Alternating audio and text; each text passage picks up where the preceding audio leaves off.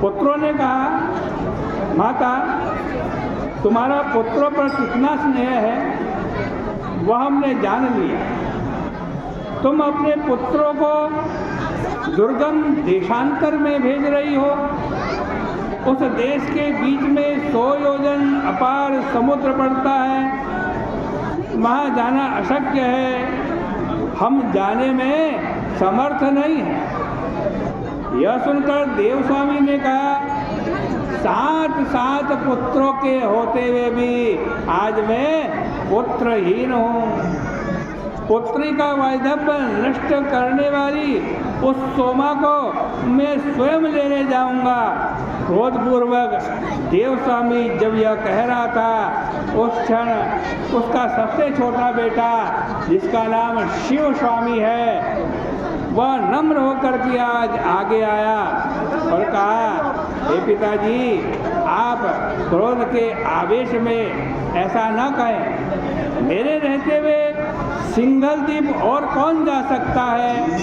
यह कहकर वह झट से खड़ा हुआ और पिता को सिर से प्रणाम करके बहिन सहित सिंघल द्वीप के लिए रवाना हो गया। उस दिन में समुद्र के तट पर पहुंचा और वह समुद्र पार करने का उपाय सोचने लगा।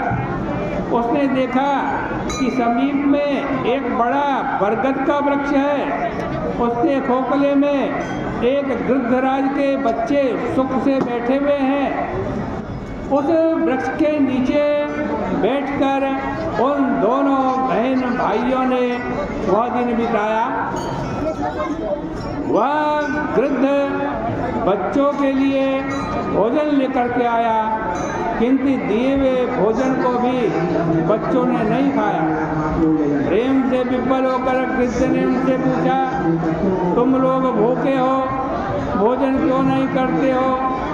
बच्चों ने कहा, इस वृक्ष के नीचे 2 मनुष्य बैठे हैं, जब तक वे भोजन नहीं करते तब तक हम कैसे भोजन करें।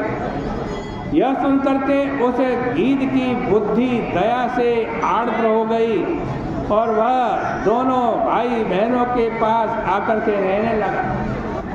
गीध ने कहा, आपकी इच्छा मैंने जान ली है, आप यह भोजन करिए, मैं प्रातःकाल ही आपको समुद्र से पार उतार दूंगा।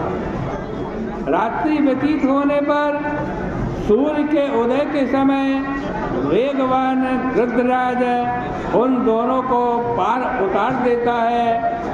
तब वे सिंघल द्वीप में जाकर सोमा के घर के समीप में बैठ गए। वे लोग प्रतिदिन सोमा के आंगन को झाड़कर उसके घर को लीप दिया करते थे। इस तरह करते करते उनको 1 वर्ष बीत गया। एक दिन सोमा ने अपने बेटों और बहूओं को बुलाकर आश्चर्यचकित होकर पूछा, मेरे